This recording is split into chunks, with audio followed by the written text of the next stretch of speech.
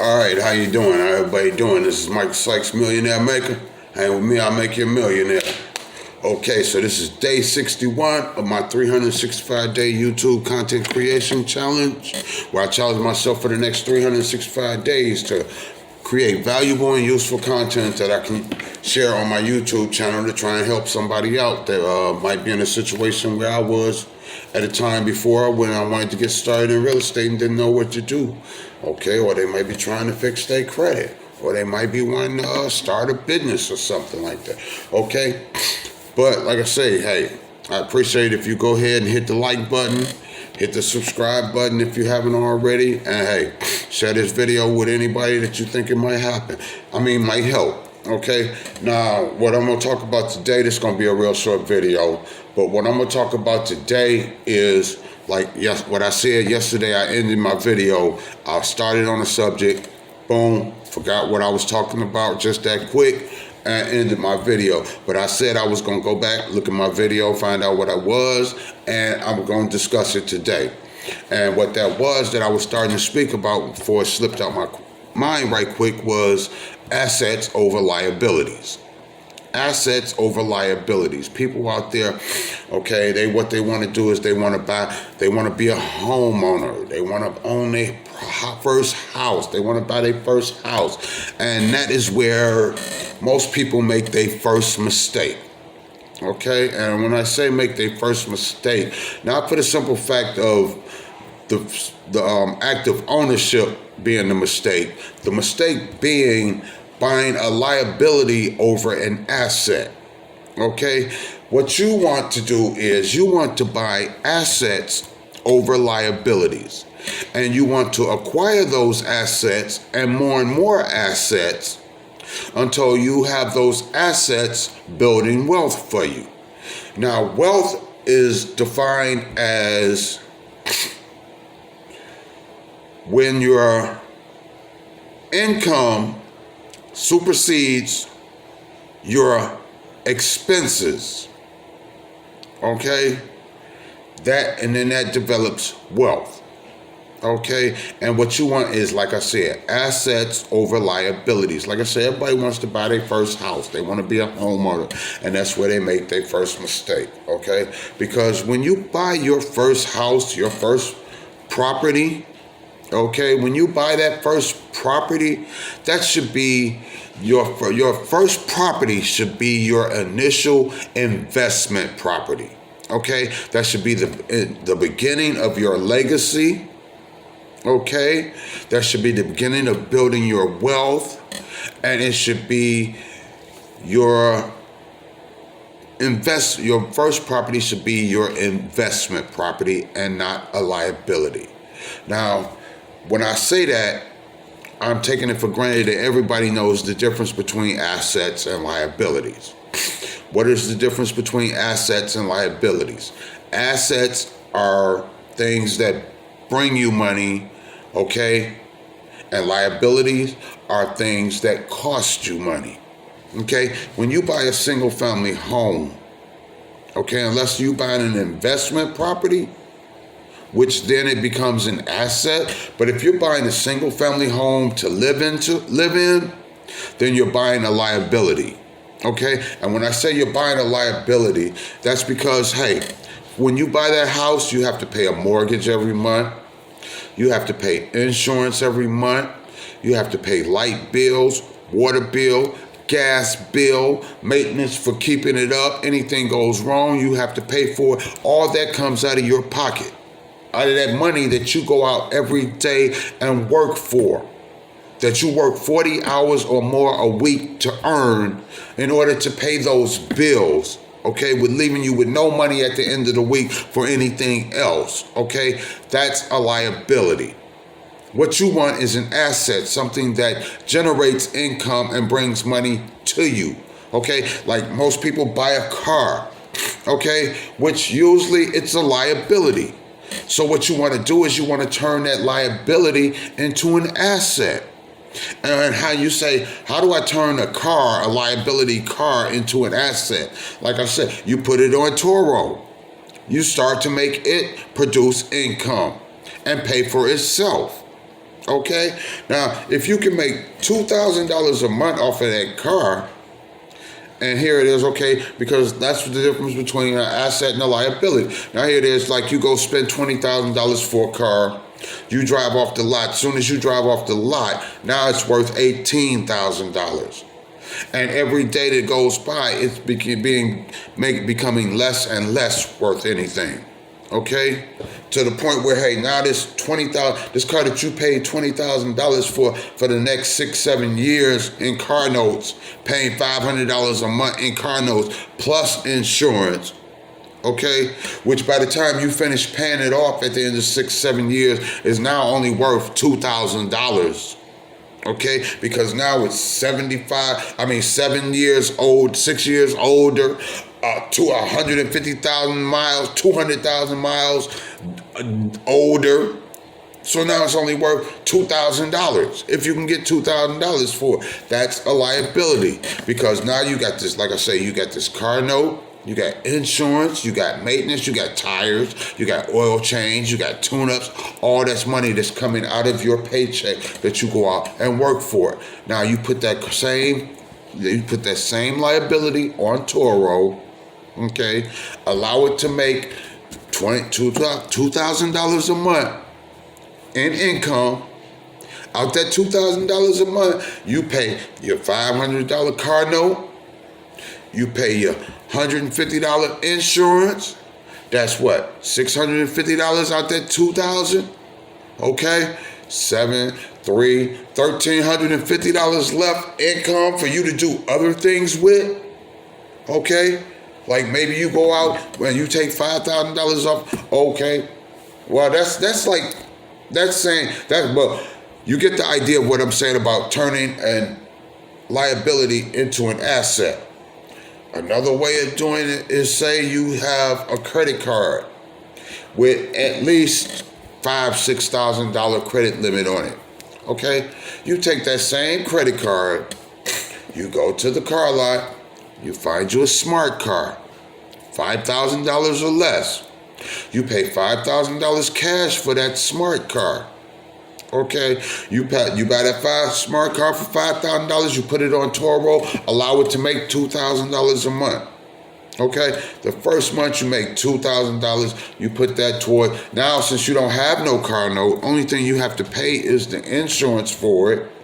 Okay, that's the only thing that you have to pay is the insurance and the maintenance. And this first month you just bought the car, so you ain't got no maintenance. All you have to pay is the insurance, and you're gonna make over $2,000 because you're gonna keep it rented out for the majority of the time, at least 20 days out the month. Okay, so you're gonna make over $2,000, and that overage is gonna pay for the insurance. Okay, to that first $2,000 you pay it back on that card. Okay. Making that card $3,000 now in the hole. So the second month, same repeat. Now you put that $2,000 back on that card. Now you only owe $1,000. You've paid off $4,000. This is the second month. That second month, you go back to the car lot because hopefully your card is over. Okay, it's not just $5,000 on the low. No, like if it's 6 or more. That second month, you go right back to the car lot, you get another car. Okay? You bring that car back, you put it on Toro. Now you got $4,000 coming in for the month. Okay? And you take that $4,000, that finished paying the car all the way off. Now the fourth month coming in, you got $4,000 free and clear to invest somewhere else. Okay? You can get another car if you want. Because by the end of 6 months, you should be up to at least 4 cars, $8,000 a month. Now you're ready to quit your job because you wasn't making that much on your job in the first place. All right? Theoretically, if things go right the way they're supposed to, and you apply yourself. Now, back to what I was saying about as far as not buying a single family home for your first house. Okay? You want to buy an asset. You want to buy a multi-family unit. A 2-family, 3-family, 4-family, okay? This way it allows you, a duplex allows you to live cheaper, okay, than you would a single family home while you allow somebody else to help you pay off your mortgage and pay for your property. Okay? A 3-family flat or 4-family flat is all that much better, because with a 3-family flat, you have your one to live in, and your other two will pay your house note and put money in your pocket. Pay a couple of your light bill, your gas bill, okay, your car. Well, you ain't got to worry about your car note because you got Toro paying for all of that, okay. But the best you want to get is a 4-family. Okay, now I did the numbers. I did the numbers for you so I could give you some numbers on like a 4-family. Because see, the beautiful thing about buying your first asset, a 4-family house, okay, is that you get the first-time home buyer's benefit, okay, of 3.5% down. Okay, investment properties usually take about 20% down. Okay, so if you're getting a $100,000 house, you got to put down $20,000 in order to get that house. If you're getting a $200,000 house, you got to put down $40,000 in order to get that house. But a first-time home buyers, okay, you only got to put down 3.5%. So that means for a $100,000 house, all you got to put down is $3,500. For a $200,000 house, all you got to put down is $7,000. Okay, you put down $7,000 on a $200,000 4-family flat. And another benefit of buying a multifamily unit is that when you go to qualify for that loan to get that multifamily unit, all right, they want to take your yearly income. Now, let's say you working somewhere at McDonald's somewhere, well, wherever, but you're making about $45,000 a year. That's your yearly income. Now, the reason why I say that is because with me working at Papa John's, I noticed that I was making at least $50,000 a year. Okay? So I'm just saying, let's say you making $45,000 a year, that's what you're going to get qualified on when you go to qualify for a single-family house. All right, is that $45,000? And off of that $45,000, what they're going to qualify you for maybe is at most is maybe $120,000. Okay, meaning you can get you $120,000 house. Okay, now, but like I said, a $120,000 liability. Okay, now back to the 4-family flat. All right, now you got $45,000 as your yearly income. The beautiful thing about a multifamily unit, as I was saying, is that when you go to qualify, they're going to give you credit for a portion of the incoming rent. Meaning, if you got a 3-family flat, you're living in one. Okay, let's start off. If you got a 2-family flat, you're living in one and you're renting out the other one. Okay, let's say you're renting out the other half $4,000. That's $12,000 more dollars a year that they're going to give you credit for 85% of that.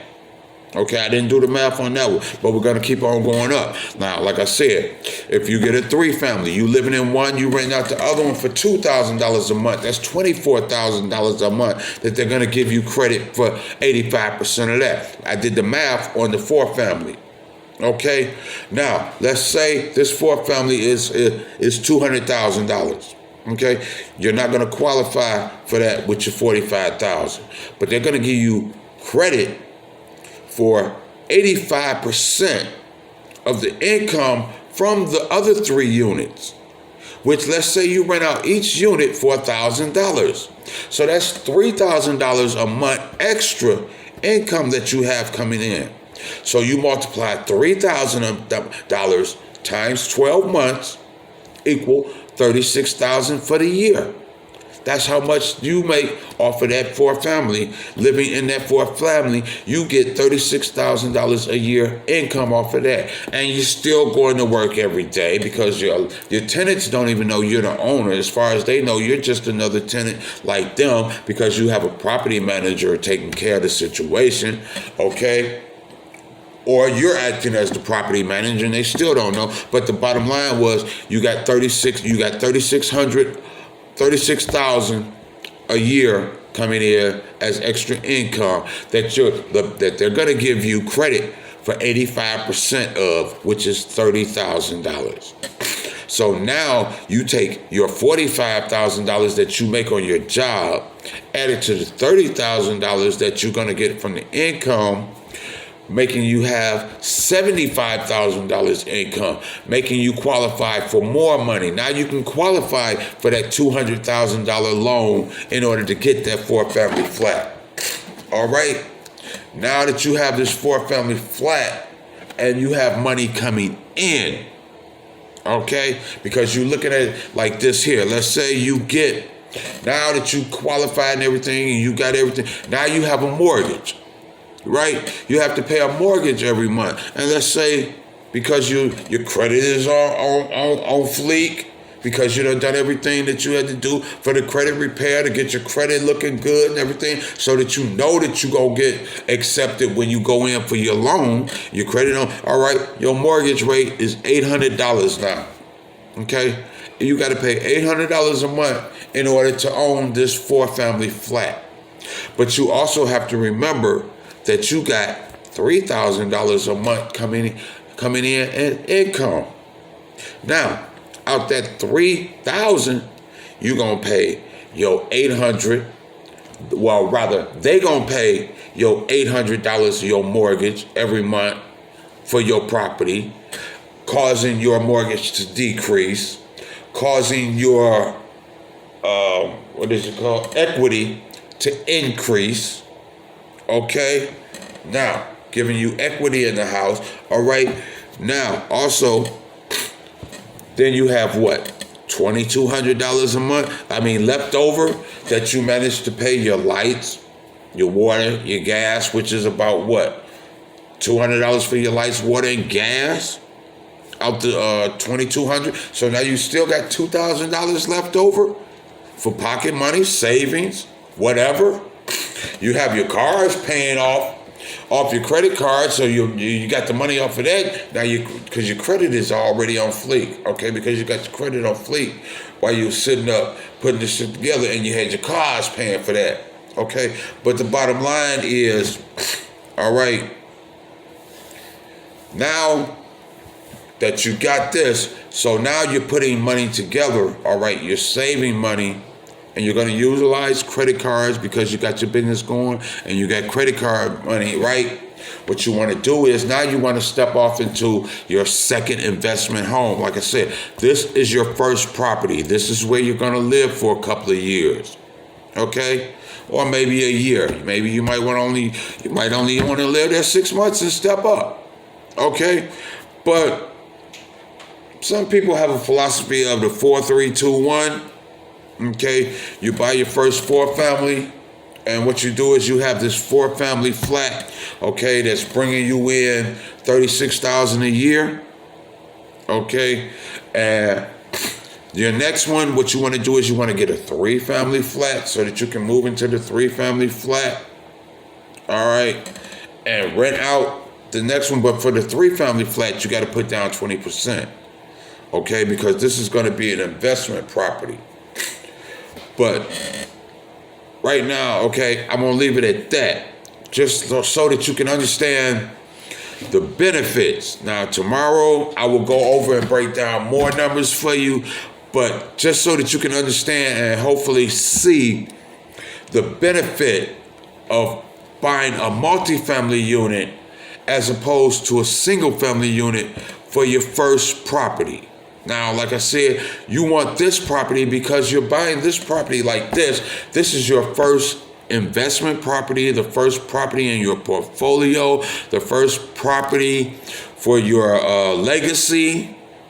It's something that you got that is tangible, that, hey, you can leave to your children when you die because it's there. Now they step right off, hey, they have this more, it's 36 plus 12, which is 48, because you're renting out that bottom 4th one now. So now it's $48,000 a year, okay, that this property is generating. Okay, that's almost,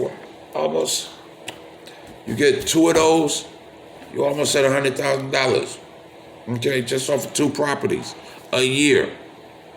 Okay, while they're paying it off. Then you have equity that after so long you can go back and refinance, not even refinance, just get a HELOC. Get a HELOC, a home line of credit, okay, that you can use to reinvest in other properties, other assets, okay? It might be other cars to put on Toro. It might be stock. But most certainly you make it assets, okay? And then you use these assets to pay for everything that you want. If you want to buy a house, you go and acquire an asset, okay, that generates enough income to make that monthly mortgage payment on that house, and you allow that asset to pay for that house, okay, so that you don't have to come out of your pocket with nothing. Matter of fact, you even put money in your pocket because this asset generates more money than this mortgage, which is extra income, okay? I just wanted to give you that word of advice, all right? So I'm going to go ahead and end this video. This video is 21 minutes long. I appreciate you being here with me. I hope you understood and understood what it was that I said as far as buying assets over liabilities, and as far as buying multifamily units over a single family home for your first property, okay? Like I say, I'm just going to go ahead and end this video. I appreciate it. If you made it this far, I appreciate it. If you didn't, if you go ahead and hit the like button, hit the subscribe button. If you found any kind of value out of this video, I'd appreciate it if you go ahead and share it with somebody that you think this could help. Somebody might be thinking about buying their first property, their first home, okay? But before they buy that, hey, let them watch this and help them to understand the benefits of buying an asset over a liability. Explain to them how buying that single family home becomes a liability, okay? It keeps you down. It doesn't give you nothing to leave to your family but debt. Okay, something that, they're trying to get rid of because it's not bringing them no value. But if you leave them a 4-family flat that they don't have to do nothing for, but keep in contact with the property manager in order to make $4,800 a year. Well, let's say 4,000. Okay, 4,800. 4,800. 48,000, all right, which is 4,800. All right, so hold on. I know I should be able to do this in my head, but I can't. But it's just like this here. Hold on, where we at? Move you over. Clear you. You get 48,000 a year minus 10%. Let's say 10%. Which is 4,800 equals $43,200 a year for doing nothing but keeping in contact with the property manager. They're more likely to keep that as opposed to a single family liability that they got to pay the taxes on. They got to come over. Somebody got to come make sure it's kept up. Okay, they got to pay light bills if they want lights in it, and they got to rent it out and be responsible for it. But hey, 4-family flat, boom, it just here go money in your account. It's yours. Okay, I think they'll keep that a little longer. Just a little something to think about. Okay, like I say, I'm gonna end this video for today because it's 24 minutes. Just wait. I appreciate you being here with me. And like I say, my name is Michael Sykes. I'm the Millionaire Maker. You hang with me, I'll make you a millionaire. I'll see you tomorrow. Peace.